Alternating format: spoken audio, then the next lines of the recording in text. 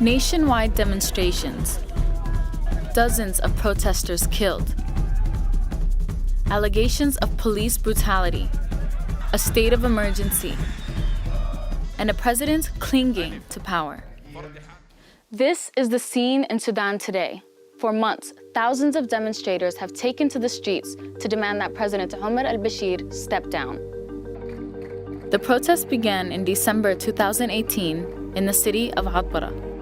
The sudden tripling of the cost of bread sparked the initial protests, but they quickly turned into anti-government rallies calling for the resignation of al-Bashir. The uprisings serve as a continuation of the 2013 anti-government protests, in which dozens were killed.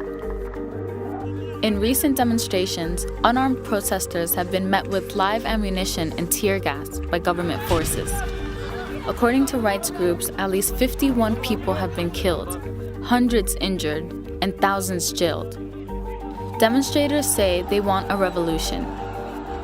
تعبنا من الحالة اللي ماشية من سيء لأسوأ دي، تعبنا من المعاناة مع النظام ده كل يوم، تعبنا من الدكتاتورية دي، عايزينهم يتخارجوا وخلاص. Since its independence in 1956, Sudan has had two revolutions, in 1964 and 1985. In both cases, mass protests overthrew military dictatorships and replaced them with civilian governments.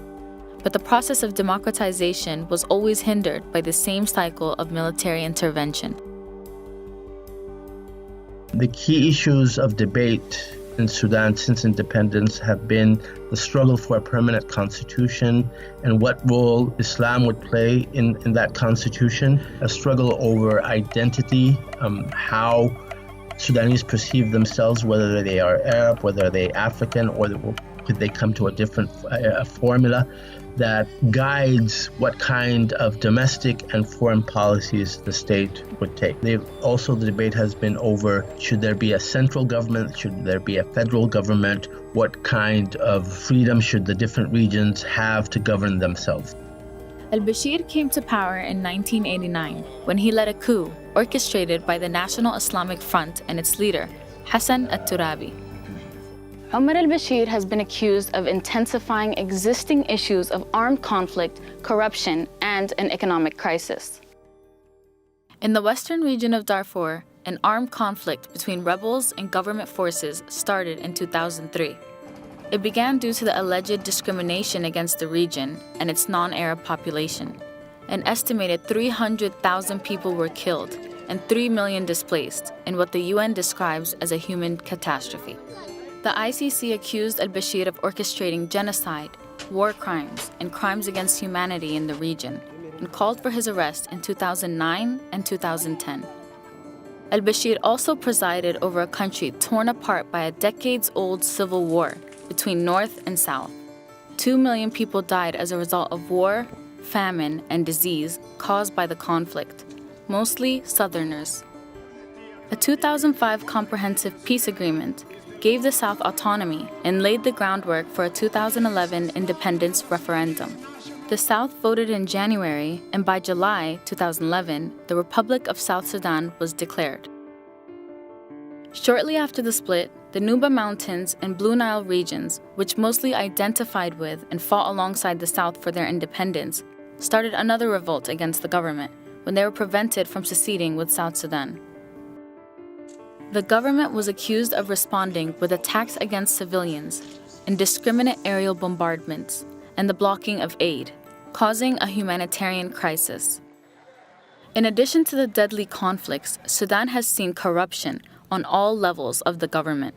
NGOs report that the government is believed to have embezzled up to $9 billion in oil revenues. Sudan, by many international measures, is a country where corruption is widespread. The ability to advance oneself economically in Sudan is difficult unless one has ties to the ruling party. And that just creates a system that trickles down from the highest to lower levels. One sees one's advancement only through corrupt means, bribery, the acquisition of bids for projects through back doors and so forth. Sudan is rich with natural resources such as oil, gold, cotton, sorghum, and more. Agriculture was the leading economic engine, employing 80% of the labor force. But due to mismanagement, the country's agricultural sector collapsed. And when the South gained its independence, it took 3/4 of Sudan's oil resources along with it. Inflation rates have reached 72%, and the country's living conditions are worsening. The economy was crippled further by the impact of U.S. sanctions, which were imposed between 1997 and 2017. Streets are filled with lines due to shortages at banks, gas stations, bakeries, and pharmacies, fueling growing frustrations against the government. The deteriorating situation has led people across the nation to take to the streets and demand change. The protests quickly turned into anti-government rallies. Government forces responded with a heavy crackdown. There have been allegations of sexual assault and torture of protesters while in custody, which the government has denied. Al-Bashir has refused to step down, saying the protesters don't represent the majority. At the same time, he called on Parliament to postpone constitutional amendments that would allow him to run for another term in the 2020 elections. A state of emergency was declared in February 2019. He also dissolved the national and state governments, reshuffled the cabinet, and appointed new state governors, all of whom belonged to the military and security forces. The hope of the umbrella group organizing these protests, the Sudanese Professional Association, was that the army would at some point step in to remove Bashir from power. In my opinion, it is unlikely to happen because Bashir knew exactly how to minimize the chances of that scenario by declaring a state of emergency, by appointing the top army brass, i.e. the people you would be worried about to stage a coup, as state governors, thus turning his regime into a fully militarized one and sidelining the civilian components of his regime, the National Congress Party. Protesters have rejected al-Bashir's promises of reform and refused to leave the streets.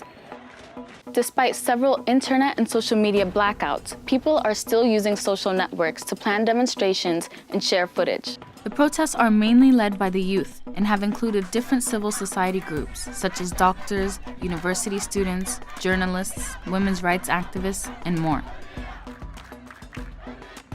In some cases, the military has stepped in to protect the protesters from other security forces trying to disperse them.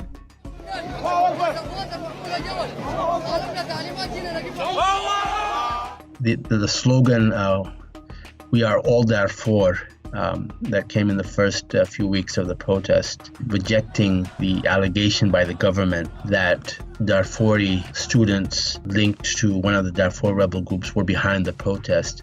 I think that in itself is a major shift in the collective consciousness of Sudan. Also, the important role that women have played in these protests. It shows you also a kind of qualitative shift in how society is organizing politically.